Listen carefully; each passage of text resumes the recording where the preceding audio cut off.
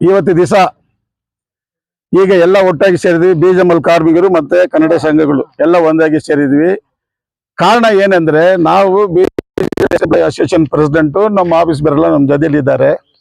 ಈ ವರ್ಕರ್ ಎಕ್ಸಾಂಪ್ಲಾಯ್ಸ್ ಏನಾದ್ರು ಕುಂದೆ ಕೊರತೆ ಇದ್ರೆ ನಾವು ಮಾತಾಡ್ಬೇಕು. ಯಾರ ಹತ್ರ ಅಂದ್ರೆ ಇಲ್ಲಿ OSD ಇದ್ದಾನೆ, CS ಇದ್ದಾರೆ, ಅವ್ರನ್ನ ಕೇಳ್ಬೇಕು. ಸೊ ಅವ್ರು ಏನ್ ಮಾಡ್ತಾರೆ ಅಂದ್ರೆ, ನಾವು 40 ವರ್ಷ ನಾನು ನಮ್ಮ ಅಪ್ಪ ನಮ್ಮ ಮುತ್ತಾತ ಅಂತ ಕೆಲಸ ಮಾಡ್ತೀವಿ ಇಲ್ಲಿ. ಇವರೆಲ್ಲ ಡೆಪ್ಯುಟೇಷನ್ ಬಂದಿರೋರು, OSD ಡೆಪ್ಯುಟೇಷನ್, CSO ಡಿಸ್ಟ್ರಿಕ್ಟ್, ಅವ್ರು ಮತ್ತೆ ಅಭಿಲಾಷ್ ಒಬ್ಬರು ಇದಾರೆ ಮನೆ ನೋಡೋರು, ಅವರೆಲ್ಲ ಡೆಪ್ಯುಟೇಷನ್ ಇರ್ತಾರೆ, ಹೋಗ್ತಾರೆ. ನಾವು ಇಲ್ಲಿ ಇರ್ತೀವಿ. ನಾವು ದುಡಿದಿದ್ದು ಇಲ್ಲಿಯೇ, ಕೆಲಸ ಮಾಡಿದ ಇಲ್ಲಿಯೇ, ಈ ನೀರೇ ಕುಡಿಯೋದು ಇಲ್ಲಿಯೇ, ಬಾಳೋದು ಇಲ್ಲಿಯೇ, ಸಾಯೋದು ನಮ್ಮೂರು ಇದು. ಈಗ ಎಲ್ಲಿಂದ ಬಂದು ನಮ್ಮನ್ನ ಕನ್ನಡ ಮಾತಾಡಬಾರ್ದು, ತಮಿಳ್ ಮಾತಾಡಬಾರ್ದು, you talk only English Hindi ಎಂದು ಹೇಳ್ತಾನೆ OSD ಆಫೀಸರ್ ಸ್ಪೆಷಲ್ ಡ್ಯೂಟಿ ಅಂತ. ಸೊ ನಾನೇನ್ ಹೇಳ್ತೀನಿ, ನಮ್ಮೂರಲ್ಲಿ ಬಂದು ನೀನ್ ಕನ್ನಡ ಮಾತಾಡಕ್ ನನ್ಗೆ ಬರಲ್ಲ, ತಮಿಳ್ ಮಾಡಕ್ಕೆ ಬರಲ್ಲ ಅಂದ್ರೆ ಹೋಗೋ, ಎಲ್ಲಿ ಕಲ್ಕಟ್ಟ ಅಪಾಯಿಂಟ್ಮೆಂಟ್ ನಿಂದು ಹೋಗಲ್ಲಿ, ಅಲ್ಲಿ ಹೋಗಿ ಹೇಳಿ ನನ್ಗೆ ಭಾಷೆ ಬರಲ್ಲ, ಜನಗಳೆಲ್ಲ ತೊಂದರೆ ಕೊಡ್ತಾರೆ, ಅದರಿಂದ ನನ್ಗೆ ಬೇರೆ ಎಲ್ಲಿ ಅದು ಪೋಸ್ಟಿಂಗ್ ಕೊಡು, ಕನ್ನಡಕ್ಕೆ ಅವರು ಅಲ್ಲಿ ಹಾಕಿ ಅವ್ರು ಸಾಲ್ವ್ ಮಾಡ್ತಾರೆ ಎಂದು ಅವ್ರಿಗೂ ಹೋಗಿ ಹೇಳಿ. ಅದನ್ನ ಬಿಟ್ಟು ನೀವು ಕನ್ನಡ ಮಾತಾಡಬಾರ್ದು, ಒಳಗೆ ಬರಬಾರ್ದು, ಮೊಬೈಲ್ ಎತ್ಕೊಂಡು ಬರೋದು, ಇಲ್ಲಿ ಟೈಮಿಂಗ್ ಹಾಕಿದ್ದಾನೆ, ಎಷ್ಟೇ ಗಂಟೆಗೆ ಬರ್ಬೇಕಂದ್ರೆ ಅವಾಗಲೇ ಬಂದು ನೋಡ್ಬೇಕು, ಅವಾಗ ಬಂದು ಆಗಲ್ಲ, ನಾಳೆದು, ಈ ತರ ನಮ್ಗೆ ತುಂಬಾ ತೊಂದರೆ ಕೊಡ್ತಾರೆ. ನಾವು ಜನಗಳಿಗೆಲ್ಲ ಸೇರಿ ಎಷ್ಟೋ ಹೋರಾಟ ಮಾಡಿ ಬಿಟ್ಟಿದ್ವಿ. ಕೋರ್ಟ್ ಅಲ್ಲಿ ಕೇಸ್ ಇದೆ, ಸೆಟಲ್ಮೆಂಟ್ ಬೇರೆ. ಸೊ ಎಂಪ್ಲಾಯ್ ಪ್ರಾಬ್ಲಮ್ ಸಾಲ್ವ್ ಮಾಡೋರು ಯಾರು? Ex employee. ಒಂದು 2 PO ಬ್ಲಾಕ್ ಮನೆ ಎಂಪ್ಲಾಯ್ ಇದು, ಅವ್ರು ಅಂತೋನಿ ಕುರಸಿ ಅಂತ ಮೈನಿಗಲ್ಲಿ ಇದ್ರು, ಮೈನಿಗಲ್ಲಿ ತೀರೋಗ್ಬಿಟ್ರು. ಅವ್ರದ್ದು ಏನಾಗಿದೆ ಅಂದ್ರೆ, ಬೇರೆಯವರು ಅನ್ಅಥರೈಸ್ಡ್ ರೈಲ್ವೆ ಪರ್ಸನ್ ಅನ್ಅಥರೈಸ್ಡ್ ಆಪ್ಕೆ ಮಾಡಿದ್ದಾರೆ. ಸೊ ಕೋರ್ಟ್ ಅಲ್ಲಿ ಕೇಸ್ ನಡೆದಿದೆ. ಕೋರ್ಟ್ ಅಲ್ಲಿ ಏನಾಯ್ತು ಅಂದ್ರೆ, ಕೋರ್ಟ್ ಅಲ್ಲಿ ಅದು ಡಿಸ್ಮಿಸ್ ಆಯ್ತು, ಇಬ್ಬರದ್ದು ಡಿಸ್ಮಿಸ್ ಆಯ್ತು. ಆದ್ಮೇಲೆ ಅವರು ನನ್ನ ಹತ್ರ ಯಾರು ಮಾರಿಕುಪ್ಪಮಿಂದ ಅಲ್ಲಿಂದ ಯಾರು ಬಂದು ನಮ್ಗೆ ಹೇಳಿದ್ರೆ, ಅಲ್ಲಿ ಮೂರ್ತಿ ಒಬ್ರು ಇದ್ದಾರೆ, ಎಕ್ಸ್ ಎಂಪ್ಲಾಯ್ ಅಸೋಸಿಯೇಷನ್ ಪ್ರೆಸಿಡೆಂಟ್, ಅವ್ರಿಗೆ ಹೋಗಿ ತೋರಿಸಿ ಅವ್ರು ಕಾನೂನು ಇದೆ ಮಾಡ್ತಾರೆ ಅಂತ ನಮ್ಗೆ ಕೈಗಟ್ಟರು. ನಾನು ಅದನ್ನ ತಗೊಂಡು ಹೋಗಿ CS ಕೊಟ್ಬಿಟ್ಟೆ, ಇಲ್ಲೆಲ್ಲ ಮೂರ್ತಿ ಅವರೇ ಇವರೇ ಮನೆ ಇವ್ರದ್ದು, ಅವ್ರು ವೆಕೆಟ್ ಮಾಡಿಗೆ A ಫಾರ್ಮ್ 2 ಕೊಟ್ಟಿದ್ದೀನಿ, B ಫಾರ್ಮ್ ಕೊಟ್ಟಿದ್ದೀನಿ, ಕರೆದು ಮಾತಾಡಿದ್ದೀನಿ, ಅವ್ರು ವೆಕೆಟ್ ಮಾಡಿಲ್ಲ. ಅವ್ರಿಗೆ ಬ್ಯಾಕ್ಗ್ರೌಂಡ್ ಏನು ಕೋರ್ಟಲ್ಲಿ ಕೇಸ್ ಇದೆ ಅಂತಾರೆ. ನಾನೇನ್ ಹೇಳ್ತೀನಿ, ಮೈನಿಂಗ್ ಎಂಪ್ಲಾಯ್, ಮೈನಿಂಗ್ ಮನೆ, ಮೈನಿಂಗ್ ಅಲ್ಲಿ ಸತ್ತೋಗಿರೋನಿಗೆ ಮನೆ ಇಲ್ಲ ಅಂದ್ರೆ ಬೇರೆಯವ್ರಿಗೆ ಮನೆ ಹೆಂಗ್ ಕೊಡ್ತೀಯಾ? ಇದು ಕೇಳಕ್ಕೆ ಹೋಗಿದ್ದು. ಅದಕ್ಕೆ ಇಲ್ಲ ನಾನು ಎಲ್ಲೇ ಹೋದೆ, ಬೆಂಗಳೂರಿಗೆ ಹೋಗೋ ಇವನೇ ಫೋನ್ ಮಾಡಿ ಕರೆದ, 15ಕ್ಕೆ ವೆಕೆಟ್ ಮಾಡ್ಕೊಡ್ತೀನಿ ಬಾ ಅಂದ. 15ಕ್ಕೆ ಬಂದ್ರೆ ಇಲ್ಲೆಲ್ಲ ಅವ್ರು ಕೋರ್ಟ್ ಅಪೀಲ್ ಹೋಗಿದ್ದಾರೆ, ನೀವು ಏನ್ ಮಾಡೋಕ್ಕಾಗಲ್ಲ, ನೀನು ಭಾಷೆ ಮಾತಾಡೋದು ನನಗೆ ಅರ್ಥ ಆಗ್ತಾ ಇಲ್ಲ, ನೀನು ಕನ್ನಡನೇ ಮಾತಾಡ್ತೀಯಾ, ಮತ್ತೆ ನನ್ಗೆ ಕನ್ನಡ ಬರಲ್ಲ, ನೀನು ಮಾತಾಡಿದ್ರೆ ಹಿಂದಿ, ಇಲ್ಲ ಅಂದ್ರೆ ಇಂಗ್ಲಿಷ್, ಇಲ್ಲ ಅಂದ್ರೆ ಬರಬೇಡ ಅಂತಾನೆ. ಈ ಸಮಸ್ಯೆಗೆ ಮುಂಡಾಜ್ ಅವ್ರನ್ನು ಕನ್ನಡ ಸಂಘಗಳಿಗೆಲ್ಲ ಹೇಳಿದೀನಿ. ಇವನು ಹೈಕೋರ್ಟ್ಗೂ ಬರ್ತಾನೆ, ಅಲ್ಲಿನೂ ಬಿಡಲ್ಲ, ಅಲ್ಲಿನೂ ಕನ್ನಡ ಸಂಘಗಳೆಲ್ಲ ಒಟ್ಟಾಗಿ ಸೇರಿ ಅಲ್ಲಿನೂ ಅವನು ಗ್ಯಾರಪ್ ಮಾಡ್ತೀವಿ. ಅವನು ಹೇಳ್ಬೇಕು ಬಂದಿಲ್ಲಿ, ನಾನು ಇನ್ನೂ ಮುಂದೆ ಹಂಗೆ ಹೇಳಲ್ಲ, ನಾನು ಮಾಡಿದ ತಪ್ಪು ಅಲ್ಲ, ತಪ್ಪಾಗಿ ಮಾಡಿದ್ರೆ ಹೇಳಿ, ಇವ್ರ ಮುಂದೆ ಹೇಳಿ, ಪ್ರೆಸ್ ಅವ್ರ ಮುಂದೆ ಹೇಳಿ, ನಾವು ಒಪ್ಕೊಳ್ತೀವಿ. ಎಂಪ್ಲಾಯ್ ಬಗ್ಗೆ ಕೇಳಕ್ಕೆ ನಾವು ಒಳಗೆ ಬಂದ್ರೆ ಬಿಡಲ್ಲ ಅಂದ್ರೆ ನೀನ್ ಯಾರು ಹೇಳಿದ್ರು ನಿನ್ಗೆ ಅಧಿಕಾರ ಕೊಟ್ಟಿದ್ದು? ಅದನ್ನ ನಾವು ಇವ್ರಿಗೆ ಅವ್ರು ಹೋಗ್ತಾರೆ, ಇಲ್ಲ ಅವ್ರು ಇಲ್ಲಿ ಕರೀತಾನೆ ಮಾತಾಡ್ಲಿ ಅವರು. ಅದಕ್ಕೋಸ್ಕರ ಈಗ ಪ್ರಾಬ್ಲಮ್ ಜಾಸ್ತಿ ಆಗಿದೆ ಸರ್. BGML ಎಂಪ್ಲಾಯೀಸ್ ಏನಾದ್ರು ಒಂದು ಚಿಕ್ಕ ಮನೆ ಟಾಯ್ಲೆಟ್ ಕಟ್ರನ್ನು ಹೊಡೆದಾಕ್ಬಿಡ್ತಾರೆ ಬಂದು. ಅದೇ ಕರಪ್ಷನ್ ಏಜೆನ್ಸಿ ಇಟ್ಕೊಂಡು ಎಲ್ಲ ಕೆಲಸ ಮಾಡ್ತಾರೆ.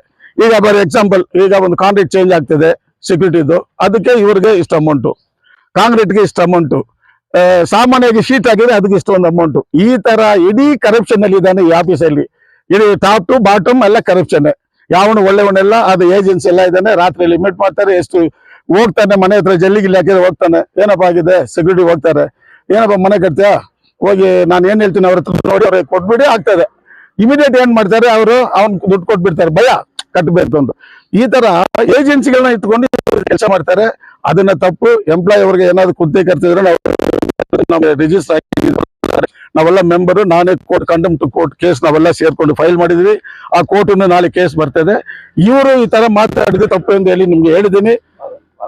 ಅದು ಬಾಳನ್ನ ಏನ್ ಮಾಡಿದ್ರು ಅವರೇ, condemn to court case file ಮಾಡಿದ್ದು ಅವರೇ. ಯಾಕೆಂದ್ರೆ ಇವರು 25 ವರ್ಷ ಹೋರಾಟ ಮಾಡಿ ಕೋರ್ಟ್ ಅಲ್ಲಿ ಕೇಸ್ ಹಾಕಿ ಎಷ್ಟೋ ಗೆದ್ದಿದ್ರು, 3 ಸತಿ ಗೆದ್ದಿದ್ವಿ, 3 ಸತಿನೂ ಅಪೀಲ್ ಹೋಗ್ತಾ ಇದ್ದಾನೆ.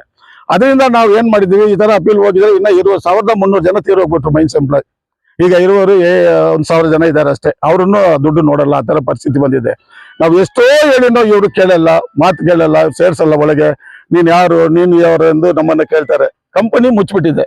ಈಗ ಎಲೆಕ್ಷನ್ ಇಟ್ಟು ಇದು ನೀನ್ ಪ್ರೆಸಿಡೆಂಟ್ ನಾನ್ ಹೇಳಕ್ ಆಗಲ್ಲ. ಇದು ಅವ್ರವ್ರು ಒಂದು ಸಂಘಟನೆ ಇಟ್ಕೊಂಡಿದ್ದಾರೆ, ಅವ್ರದ್ದು ಯೂನಿಯನ್ ಇದ್ದಾರೆ, ಯಾರು ಬಂದು ಅಕ್ಕಿದೆ ಅವ್ರು ಕೇಳ್ತಾರೆ, ಅಕ್ಕಿಲ್ಲಾದ್ರು ಹೋಗ್ತಾರೆ.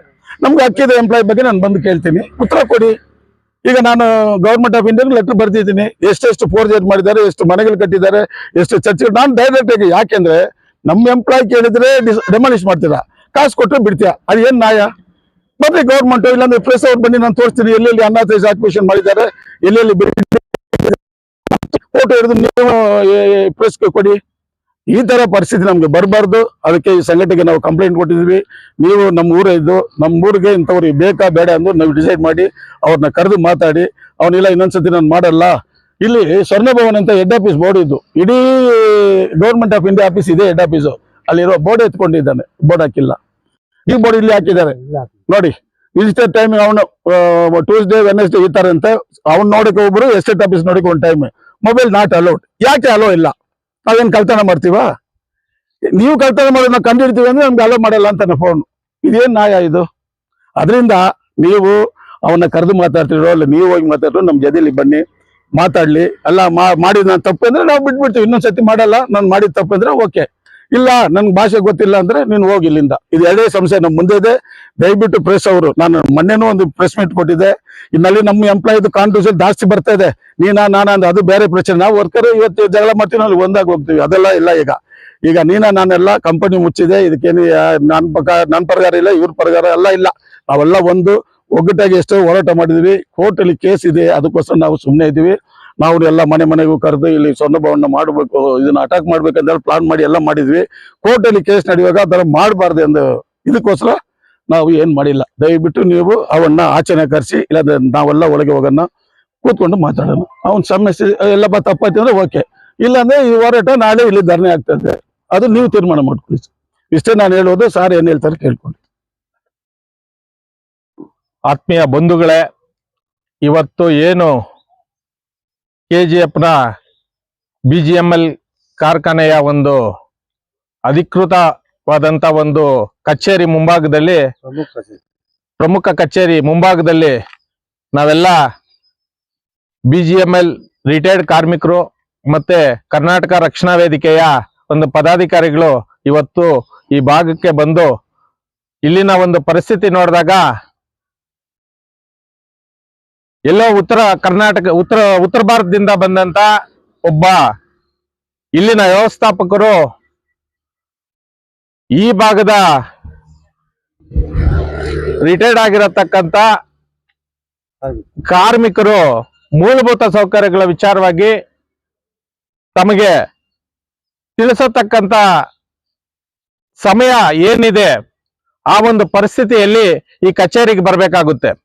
ಏನೋ ಒಂದು ಶೌಚಾಲಯ ನಿರ್ಮಾಣ ಮಾಡಬೇಕು, ಇಲ್ಲಿನ ಒಂದು ನೀರಿನ ವ್ಯವಸ್ಥೆ ಆಯ್ತು, ಇಲ್ಲ ಒಂದು ಅವ್ರಿಗೆ ಯಾರಾದ್ರೂ ಒಂದು ಬಂದು ಬೇರೆಯವರು ತೊಂದರೆ ಮಾಡ್ತಾ ಇದ್ದಾರೆ ಅಂತ ಪರಿಸ್ಥಿತಿಯಲ್ಲಿ ಅವರ ಅಳಿಲನ್ನು ತೋಡ್ಕೋಬೇಕಾದ್ರೆ ಇಲ್ಲಿನ ವ್ಯವಸ್ಥಾಪಕರ ಹತ್ರ ಬಂದು ಅವ್ರ ಅಳಿಲು ತೋಡ್ಸ್ಕೋಬೇಕಾಗುತ್ತೆ.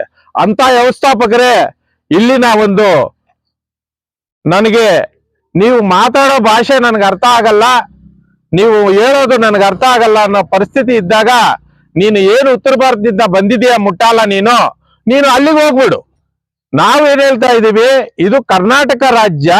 ಆದ್ರೆ ಕರ್ನಾಟಕ ರಾಜ್ಯದಲ್ಲಿ ಕನ್ನಡನೇ ಮಾತಾಡ್ಬೇಕು, ಕನ್ನಡಕ್ಕೆ ಒಂದು 60 ಭಾಗ ನಾವು ಮೀಸಲೆ ಇಡಬೇಕು ಅನ್ನೋ ಒಂದು ಇವತ್ತೇ ಸರ್ಕಾರ, ರಾಜ್ಯ ಸರ್ಕಾರ ಆಯೋಜನೆ ಮಾಡಿದೆ. ಭಾರತ ಸರ್ಕಾರ ಏನು ಹೇಳಲಿಲ್ಲ, ನೀನ್ ಹಿಂದಿನೇ ಮಾತಾಡು, ಕನ್ನಡ ಮಾತಾಡ್ಬೇಡ, ಆ ಭಾಗದಲ್ಲಿ ಹೋಗಿ ನಾನು ಹಿಂದಿ ಏರಿಕೆ ಮಾಡುವಂತ ಯಾವುದೇ ಒಂದು ಭಾರತ ಸರ್ಕಾರ ನಿಮ್ಗೆ ಸೂಚನೆ ಕೊಟ್ಟಿಲ್ಲ. ಆದ್ರೂ ಸಹ ನೀವು ಏನು ಉತ್ತರ ಭಾರತದಿಂದ ಬಂದು ಇಲ್ಲಿ ಹಿಂದಿ ಏರಿಕೆ, ನಮ್ಮ ರಾಜ್ಯದಲ್ಲಿ ಹಿಂದಿ ಏರಿಕೆ ಮಾಡೋ ಒಂದು ಗುಲಾಮ್ ಕೆಲಸ ಮಾಡ್ತಾ ಇದ್ದೀರಾ, ಅದಕ್ಕೆ ನಾವು ಧಿಕ್ಕಾರವನ್ನು ಹೇಳ್ತಾ ಇದ್ದೀವಿ.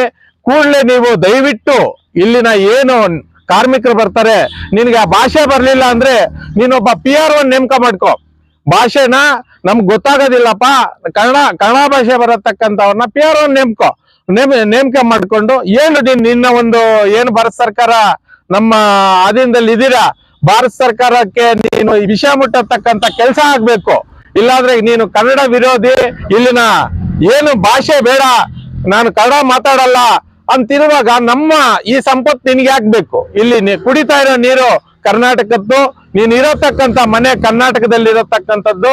ದಯವಿಟ್ಟು ಹೇಳ್ತಾ ಇದೀವಿ ಸ್ವಾಮಿ, ನೀನು ಉಡಾಪೆ ಮಾತುಗಳನ್ನ ಹೇಳೋದನ್ನ ಬಿಟ್ಟು ಇಲ್ಲಿ ಏನಿದ್ದಾರೆ ಕಾರ್ಮಿಕರಿಗೆ ನಿರಂತರವಾಗಿ ನೀನು ಸಂಪರ್ಕಿಸಬೇಕು. ಕಾರ್ಮಿಕರಿಗೆ ಸಮಯ ನಿಗದಿ ಮಾಡಿದ್ದೀರಾ, ಆ ಸಮಯವನ್ನ ತೆಗಿಬೇಕು. ನೀವು ಆ ಸಮಯ ಕೂಡಲೇ ಕಾರ್ಮಿಕರಿಗಲ್ಲ, ಅದು ನೀನ್ ಯಾರಾದ್ರೂ ಏಜೆಂಟ್ಗಳು ಬರತಕ್ಕಂಥವ್ರಿಗೆ ಸಮಯ ನಿಗದಿ ಮಾಡು. ಇಲ್ಲಿರತಕ್ಕಂಥ ಕಾರ್ಮಿಕರಿಗೆ ನೀನ್ ಸಮಯ ನಿಗದಿ ಮಾಡೋ ಅವಶ್ಯಕತೆ ಇಲ್ಲ. ನಿನ್ನನ್ನ ಇಲ್ಲಿ ಆಯೋಜನೆ ಮಾಡಿರೋದೇ ಇಲ್ಲಿನ ಒಂದು ಏನು BGML ಸಂಪತ್ತಿದೆ, ಅದನ್ನ ಕಾಪಾಡಬೇಕು.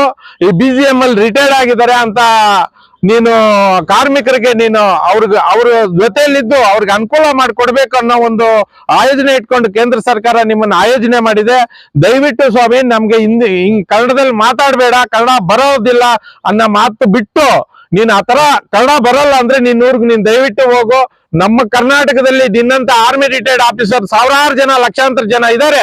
ಅವ್ರನ್ನೇ ಆಯೋಜನೆ ಮಾಡ್ಲಿ ಸರ್ಕಾರ.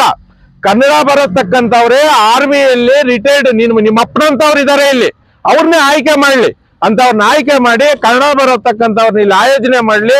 ಇಲ್ಲಾಂದ್ರೆ ಒಂದು PRO ಕನ್ನಡ ಬರತಕ್ಕಂಥವ್ರನ್ನ ಆಯೋಜನೆ ಮಾಡ್ಲಿ. ಇಲ್ಲಿರೋಂತ ಕಾರ್ಮಿಕರಿಗೆ ಅವ್ರು ಏನು ಕುಂದುಕೊರತೆಗಳಿದ್ದಾರೆ ಅದಕ್ಕೆ ಸಹಕರಿಸ್ಬೇಕು. ಎಲ್ಲ ವಯಸ್ಸಾಗಿರತಕ್ಕಂಥವ್ರು ಮನೆಗಳಲ್ಲಿ ಇರ್ಬೇಕಾದ್ರೆ ನೀರ್ ಬರೋದಿಲ್ಲ, ಯಾರ ಹತ್ರ ಹೋಗಿ ಹೇಳಕ್ಕಾಗುತ್ತೆ? ಯಾರ ಹತ್ರ ಸ್ವಾಮಿ ಹೇಳಕ್ಕಾಗುತ್ತೆ? ನಿಮ್ಮ ಹತ್ರನೇ ಬಂದು ಹೇಳ್ಕೋಬೇಕು. ನೀನು ಒಂದ್ ಶೌಚಾಲಯ ಏನೋ ಬಿದ್ದೋಗಿರುತ್ತೆ, ಶೌಚಾಲಯ ನಿರ್ಮಾಣ ಮಾಡ್ಕೋಬೇಕು. ಯಾರ ಹತ್ರ ಬಂದು ಹೇಳಕ್ಕಾಗುತ್ತೆ? ನಿಮ್ಮ ಹತ್ರನೇ ಹೇಳಕ್ಕಾಗುತ್ತೆ. ಅದಕ್ಕೆ ನನಗೆ ಭಾಷೆ ಬರಲ್ಲ, ನನ್ಗೆ ಲ್ಯಾಂಗ್ವೇಜ್ ಬರಲ್ಲ, ನಾನು ಕನ್ನಡ ಮಾತಾಡಲ್ಲ, ನಾನು ಕನ್ನಡ ವಿರೋಧಿ ಅನ್ನೋ ಚಳವಳಿಯಲ್ಲಿ ನೀನು ಕನ್ನಡ ವಿರೋಧಿ ತರ ನೀನು ನಾಟಕ ಮಾಡ್ತೀಯ. ನೀನು ಕನ್ನಡ ವಿರೋಧಿ ಅಂದ್ರೆ ಕೂಡಲೇ ಕರ್ನಾಟಕ ರಕ್ಷಣಾ ವೇದಿಕೆ ನಿನ್ನ ವಿರುದ್ಧ ಧ್ವನಿ ಎತ್ತುತ್ತೆ. ಕೂಡಲೇ ನೀನು ಅವ್ರಿಗೆ ಏನಿದೆ ಸ್ಪಂದಿಸ್ಬೇಕು, ಕಾರ್ಮಿಕರಿಗೆ ಸ್ಪಂದಿಸ್ಬೇಕು. ಇಲ್ಲ ನಿನಗೆ ಕನ್ನಡ ಬರಲ್ಲ ಅಂದ್ರೆ ಯಾರಾದ್ರೂ PRO ನೇಮಿಸ್ಕೊಂಡು ಕನ್ನಡ ಭಾಷೆಯಲ್ಲಿ ಅವ್ರಿಗೆ ಏನು ನೀವು ವಿಚಾರ ಮುಟ್ಟಿಸ್ಬೇಕು ಆ ವಿಚಾರ ಮುಟ್ಟಿಸ್ಬೇಕು. ಇಲ್ಲಾಂದ್ರೆ ನಾವು ಇದ್ರ ವಿಚಾರವಾಗಿ ದೊಡ್ಡ ಮಟ್ಟದಲ್ಲಿ ಧ್ವನಿ ಎತ್ತಬೇಕಾಗುತ್ತೆ. ಹಿಂದಿ ಏರಿಕೆಯನ್ನ ನೀವು ಬಿಡಬೇಕು. ನಮ್ಮ ಭಾಗದಲ್ಲಿ ಬಂದಿದ್ಯಾ, ನಮ್ಮ ರಾಜ್ಯದಲ್ಲಿ ಬಂದಿದ್ಯಾ, ನಮ್ಮ ನೀರು ಕುಡಿತಾ ಇದೀಯಾ, ನೀನು ಕನ್ನಡ ಕಲಿತು ಕನ್ನಡದಲ್ಲಿ ಮಾತಾಡ್ಬೇಕು ಅನ್ನೋ ಮಾತನ್ನ ಹೇಳ್ತಾ ಇದ್ದೀನಿ. ಇದೇನಾದ್ರೂ ಹಿಂಗೆ ಮುಂದುವರೆದೆ ನಾವು ದೊಡ್ಡ ಮಟ್ಟದಲ್ಲಿ ಪ್ರತಿಭಟನೆ ಮಾಡ್ಬೇಕಾಗುತ್ತೆ. ನೋಡಿ, ಇಲ್ಲಿ ಸ್ವರ್ಣ ಭವನ್ ಅಂತ ಒಂದು ನಾಮಫಲಕ, ಒಂದು ನೋಟಿಸ್ ಅನ್ನ ಕೊಟ್ಟಿದ್ವಿ ನಾವು. ಸ್ವರ್ಣ ಭವನ ಅಂತ ಏನಿದು BGML ಕಚೇರಿನ? ಏನಾದ್ರೂ ದಂಡಕೋರರ ಕಚೇರಿನ? ಭಾರತ ಸರ್ಕಾರದ ದೊಡ್ಡ ನಾಮಫಲಕವನ್ನ ಇಲ್ಲಿ ನಿಯೋಜನೆ ಮಾಡಿತ್ತು. ಆ ಫಲಕ ತೆಗೆದ್ಬಿಟ್ಟು ಏನ್ ಮಾಡ್ಕೊಂಡಿದಾರ ಗೊತ್ತಿಲ್ಲ. ಇಲ್ಲಿ ಒಂದು ಬೋರ್ಡ್ ಇತ್ತು, ಆ ಹೆಬ್ಬಾಗಿಲಿನ ಬೋರ್ಡ್ ಅನ್ನು ತೆಗೆದಿದಾರ. ಕೂಡಲೇ ಆ ನಾಮಫಲಕ ನಮ್ಗೆಲ್ಲ ಬರೋವ್ರಿಗೆ ಇಲ್ಲಿನ ಅವ್ರಿಗೆ ಗೊತ್ತಾಗಲ್ಲ. ಈಗ ಸ್ವರ್ಣ ಭವನ ಎಲ್ಲಿದೆ ಅಂತ ಗೊತ್ತಾದ್ರೆ ನೇಮ್ ಬೋರ್ಡ್ ನೋಡೇ ಬರೋದು ಅಲ್ವಾ? ಈಗ ಇವ್ರು ಬರ್ತಾರೆ, ಅವ್ರಿಗೆ ಡೌಟ್, ಈಗ ಎಲ್ಲಾದ್ರೂ ಬದಲಾವಣೆ ಆಗಿದೆಯಾ ಇಲ್ವಾ ಅಂತ. ಕೂಡಲೇ ನಾಮಫಲಕ ಆಯೋಜನೆ ಮಾಡ್ಬೇಕು. ಅದು 60% ಕನ್ನಡದಲ್ಲೇ ನಿಯೋಜನೆ ಮಾಡ್ಬೇಕು. ದಯವಿಟ್ಟು ಅವ್ರಿಗೆ ಮನವಿ ಮಾಡ್ತಾ ಇದ್ದೀವಿ. ಇದು ಕೇಂದ್ರ ಸರ್ಕಾರದ ಏನು ಸಂಬಂಧಪಟ್ಟಂತ ಅಧಿಕಾರಿಗಳಿದ್ದಾರೆ, ತಾವು ದಯವಿಟ್ಟು ಕೂಡಲೇ ಇವ್ರ ವಿರುದ್ಧ ಕ್ರಮ ತಗೋಬೇಕು. ಅವ್ರನ್ನ ಬೇರೆ ಕಡೆ, ಅವ್ರು ಕನ್ನಡ ಬರಲ್ಲ ಅಂದ್ರೆ ಸ್ವಾಮಿ ನಾವು ಬೇಡ್ಕೊಳ್ಳೋದು ಇಷ್ಟೇ, ನಿಮ್ಮೂರ್ ಕರ್ಕೊಳ್ಳಿ. ಕರ್ನಾಟಕ ರಾಜ್ಯದಲ್ಲಿ ಆರ್ಮಿಯಲ್ಲೇ ಎಷ್ಟೋ ದೊಡ್ಡ ಉನ್ನತ ಸ್ಥಾನದಲ್ಲಿ ಇರತಕ್ಕಂತ ಅಧಿಕಾರಿಗಳಿದ್ದಾರೆ, ಅಂತ ಅವ್ರನ್ನ ದಯವಿಟ್ಟು ನೀವು ನೇಮಿಸ್ಕೊಡಿ ಅಂತ ತಮ್ಮಲ್ಲಿ ಮನವಿ ಮಾಡ್ಕೊಂತ ಇದ್ದೀನಿ.